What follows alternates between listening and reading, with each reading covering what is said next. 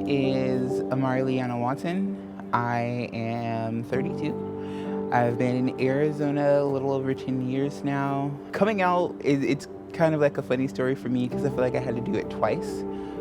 First coming out to my family as gay at the time in high school was a journey in and of itself.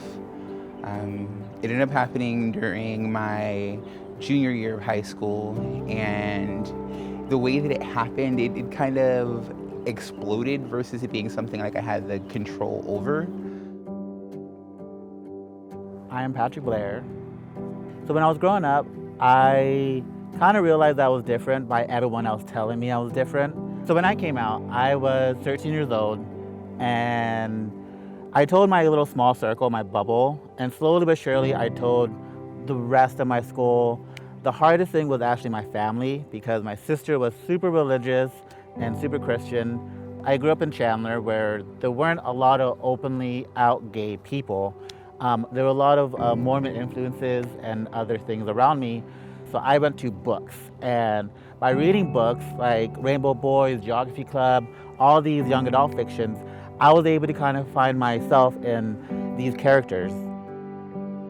My name is Chris Castillo. I'm also known in the community as Sister Cherished Harry Iriola, or as I like to say it, Yeri Heri Iriola. My journey is talking about my gender identity. So when I was younger, I want to say probably like 4 or 5, I would go into the bathroom with my mom and people would be like, "What a cute little boy you have." And I'd be like excited, but I didn't know that that was weird. And when I went into the bathroom years later, when I was in 4th grade, there were girls in there being like, "You don't belong in here." And I, at that point, looked the part. Like I had hair and I was wearing cute little tops and sparkly things, but it didn't really feel right. And I don't really know how to describe that, except that feeling was there. I am Eli Barnett, and I am a member of the T Phoenix. My earliest memory of having some sort of idea of being different, I guess, is as early as 6th grade. And I just remember so strongly always being questioned by everyone and everyone asking, "Are you gay?" And it was like such a disheartening thing, and I always strongly denied it. At the time, it really wasn't something that I even gave much thought or really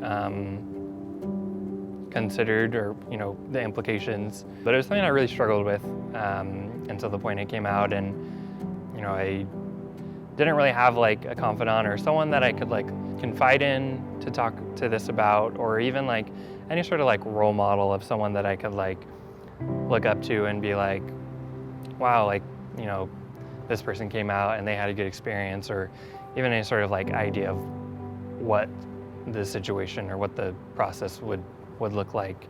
So it was something that I like definitely struggled with, as far as like if that was something that I wanted to share with the world.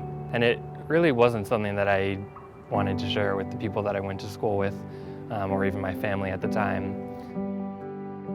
My name is Andrew, and I am the Empowerment Coordinator for the Southwest Center, and this is my coming out story.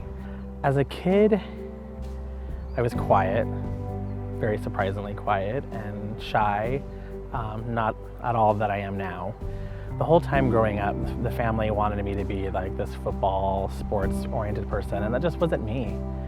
I was all about the arts, and I loved colors, and I loved crafting, and I loved doing artwork, and I loved choir. I mean, being in 3rd grade and just being in choir, I loved it. I just loved music. Music was one of my biggest outlets growing up. But my family wanted me to play baseball. They wanted me to play football, and I remember getting, those presents as kids, but I just wasn't interested in it. And getting to high school again, like I was just super involved. I loved choir. I loved music. I loved different clubs I was part of, but the gay thing never really hit me. Like I remember going on having homecoming dates with women, and even falling in love with women in high school. And then coming out of high school, again, like I met an amazing group of friends, and I was just doing my thing and I was living my life, and I met somebody who really just kind of took my breath, and I just was like getting these feelings that I had not felt before, and it was one of my first experiences intimate with a man, and I remember it feeling right, but also remember feeling scared about it. I remember being scared about my family and what they were going to think. And, you know, coming from a Latino family, they're a little stricter, especially in a religious family. You know, I was very big part of my faith was huge to me back then, and I was really involved in church, and I just wasn't, I don't know, I just was young. I was naive. I didn't really know what the gay thing was until I had met this person. My family has been my backbone for so long, and it wasn't the fear of necessarily losing them. It was more the fear of having to live through disappointing them. Because I know one thing that my family has always instilled in me is that we are stronger together than when we are divided. When it got to the point of my mom, I don't know, it was like we had already had such a strained relationship that I felt like it was going to be kind of that make or break thing for us. So when she found out, it wasn't actually from me, it was from one of my aunts. My aunt ended up telling her before I got the chance, and her reaction to it wasn't necessarily like a place of anger, but looking back on it, like a place of like misunderstanding, because it immediately sparked this whole, well, what could I have done differently as a parent? Like, what did I do wrong? Like, is this my fault? And then it went from there to this whole, well, what are you? Are you sure that this is not a phase? Like, what's going on kind of deal? So when she realized that it was something like that serious to me and serious about my life, she actually ended up kicking me out. And actually, I had to finish out my junior year of high school and the first half of my senior year living out of my car. When I got to high school, I started off as a little bit of a shadow kid. I was kind of always in the background. And then one day, I found my voice. I found that I had humor, I had wit, and I became popular real fast. I became a bully because I was bullied my entire life, that I would rather attack first than be attacked. And I held on to that for so long. When I left high school, I joined a group called 1 in 10. And that's when I met people outside of books, outside of TV shows, and outside of movies. I met kids my age, and I was able to find other people like me, but also older people who I was able to aspire to be. And I think that's something I never had, someone as a mentor per se.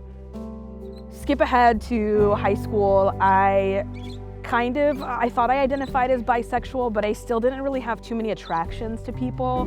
So I ended up coming out to my mom because in college I joined a sorority, and it was the first nationally recognized LGBTQ sorority, still around today, called Gamma Rho Lambda. Joining a sorority, I didn't really know what I was doing there. I had already been a part of the LGBT community and done work in it, kind of closetedly, for about 3 years. And then my mom decided to Google the sorority and was just like, why are you joining this like queer sorority? And she just kept asking me until I kind of broke down and was like, I think I identify as bisexual. And she was like, okay. And that was pretty much it. It was really weird that we didn't like have further conversation at that point. She just said, as long as you're happy, I'm happy, which was like a shock. And coming out to her was really easy in that sense. And I was able to be comfortable in that. But there was still something else going on with me, and I wasn't sure what that was. And I found out maybe like a couple years later that it was probably because I didn't identify with the body I was born in. So when I joined the sorority, I learned about, what it is to be transgender, and I read the book Gender Queer, and there's a couple of stories in there that I really identified with, and I realized at that point that I identified as like some sort of transgender on the spectrum, non-binary. And so I took the term transgender and genderqueer and put them together, and so I like to call that transgender queer, and that's really what I identify as now. In the end, I've realized this is my journey and my gender identity, and it's really important that my community sees me for who that is, as opposed to trying to pigeonhole me into specific groups. So I started off by telling my sister, and she was very supportive. I wasn't really sure how it was going to go, but She's very supportive and loving. And about a week later, I decided to tell my mom. So I was putting new sheets on my bed, and I texted her and I was like, hey, can you come upstairs and help me put these sheets on my bed? So she came upstairs and I was like, hey, there's something I need to tell you. And so I told her, and again, she was very loving and supporting. She just told me that she wanted me to be happy, and that was all that mattered to her. And I didn't really want to tell my dad, but she, kind of told me that it was something that I wasn't really fair to keep from him. So I told him as well, and it went really well. I felt like my parents were very supportive and on board, and again, really wasn't sure what to expect. You always are kind of like fearful, like you don't doubt your family or think the worst of them, but it's really one of those things that you really don't know how it's going to go. So I was very fortunate to have such a good experience. And now I not only celebrate my birthday every year on National Coming Out Day, but I also celebrate being out and proud and living in a world being my authentic self. So moving forward, just this person just caught my attention, and I just had fun, and being intimate was such a weird thing for me, because honestly, that was one of my first times, and it felt right and it felt good, and I just was happy and I had fun and we had fun, and it all ended really fast. Again, I wasn't out. I was about 20 years old at this time, and there was a situation where I had an individual, another friend of this person, tell me about this person who I was, having feelings for. Basically told me about their HIV status. HIV to me then was something scary. I knew it was scary for the gay world. I've only heard the stigma parts of what HIV was. I wasn't educated. I knew nothing about HIV. Not really knowing what to do when this individual told me this guy's status, I did confront him about it, and now looking back, I was angry and upset. But now looking at it, like now that I am educated and I know a lot about HIV, and I wish I could have handled it a little differently than I did then. And I remember being scared, and I remember, being terrified because I had nobody to talk to about it. I wasn't out. I couldn't talk to my mom. I couldn't talk to my family. They didn't know I was gay. I mean, I'm sure they knew, but they didn't know. And all I could think about was if I were to have this virus, how am I gonna come out to my family about it and then have to come out about coming out as gay? It was tough. It was probably one of the first hardest things of my life that I had encountered, and I didn't know about resources. I didn't have any resources. I didn't know where to go. I had to dial up internet to try to find any kind of information on HIV. I remember at work looking it up, but it ruined me, and I finally went to see a family doctor just to, one, kind of release some of that pain I was holding in for such a long time. But again, my doctor wasn't as educated as I thought she would have been about HIV, and we definitely got the test done, but she had mentioned that it could take up to 6 months for me to actually know if I had the virus or not. And that was probably the scariest, the saddest, the most depressing 6 months of my life. And there are resources now. There are programs available. There are programs like the T-Phoenix, and this is why I'm so passionate about the work that I do, because I don't ever want anybody to go through what I went through at 20 years old in a dark, scary place of depression and even suicidal. There was definitely some of those thoughts, and I had nobody to talk to. Struggling with my identity as far as my gender is something that's always been there my entire life, and realizing how there were times where I wanted to express it but didn't know how. That's what I felt like was what was like my hugest weight out of everything that I was feeling. Like, I felt so trapped here and I didn't know how to set myself free. So I was just like, I need a fresh start, and I need to start for myself So it was in 2011 where I finally just made the decision that I was going to live my truth. Here I am, like, trying to figure out what it means for me to be trans and how I can express that in a manner that shows myself, but then also doesn't put me in any harm. Okay, I have the freedom, I have the space to pursue my own happiness and not have it impact anyone else. And from there, like, the first thing I did was get rid of all of my social media. And that was because I didn't want anyone who knew me to have an opportunity to place those seeds of doubt there. Because one thing I realized about coming out in this process is this was something I had realized and knew about myself far before the people in my life had actually known. I had to educate others while I was educating myself. And I took it one day at a time. And I believed that one day, as long as it took me to understand who I was, I got to give the same amount of time to other people in my life. So I had to be patient. Yeah. I think that my gender identity and who I've discovered I am and who I'm comfortable with now has been a big part of how I affect the community and work for the community, because I am way more comfortable myself to be able to go out there and to talk to people, to have conversations with people. Knowing how confident I am in myself now allows me to speak freely with those people and not judge them based on their gender identity or their sexual orientation or their status, and just have those conversations. And I've also gotten myself involved with a lot of trans organizations because of that. So Trans Spectrum of Arizona, and working with Ian as a trans navigator at the Southwest Center, and just talking to people about how the community can be inclusive and supportive. I was tired of hiding, and I was tired of not being able to be my true self in front of my family and my friends. So I wrote my mom it was just basically a greeting card, but I wrote her a long message. So it was just my mom and I in the kitchen before my stepdad had got home, and I gave her the card. She read it, and I remember her kind of like gasping, like shocked, but then like tears rolling down her eyes. She gave me a hug and she loved me. And you know, I think there was some times where it took her a few years to kind of really understand and learn about the LGBTQ community. But even just recently, we've been having a lot more talks about everything going on in our country and, you know, with the LGBTQ community. And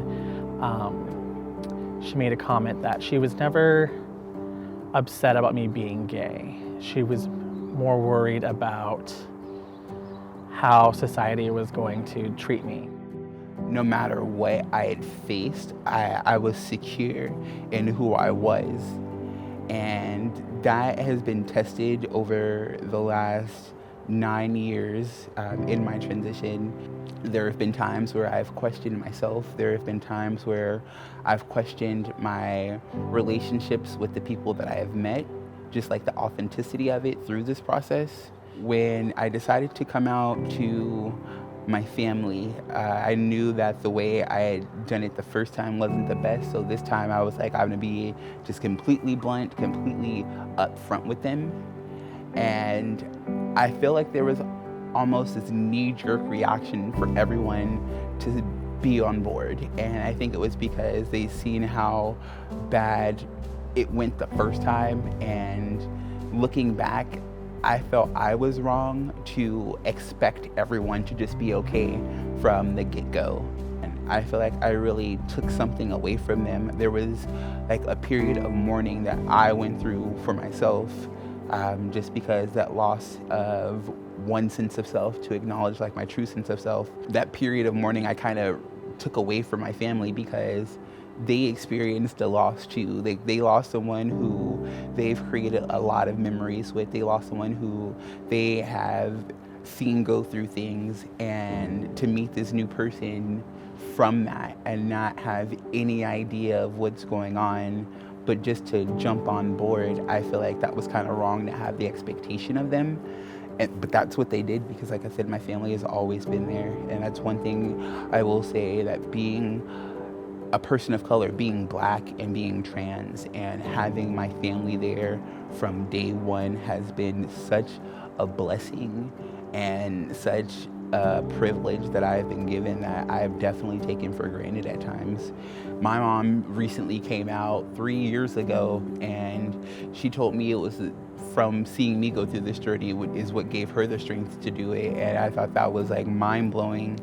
And now to watch her go through her own transition and just like finding the strength in herself, that is such a beautiful thing to be a part of. Like, not even looking at it from my own journey, but just to be the person who gets to love someone as they discover what loving themselves truly looks like and truly feels like. Is such an amazing thing.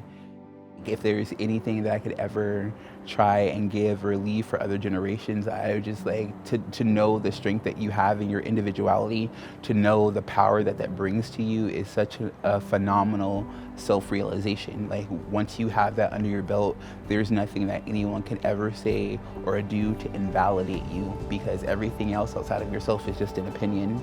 Like, you are the person who holds that control over yourself. You are the person who makes that decision for yourself, and no one can invalidate that to you.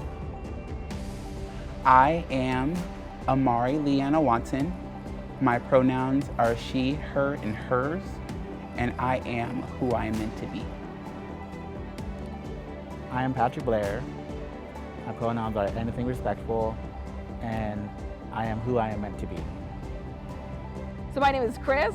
My pronouns are they, him, near, or he, him in my secular life, and as a sister I use she, her, and I am who I'm meant to be. My name is Eli Barnett. My pronouns are he, him, and his, and I am who I am meant to be. I am Andrew Rascone. My pronouns are he, him, or anything respectful. I am who I'm meant to be.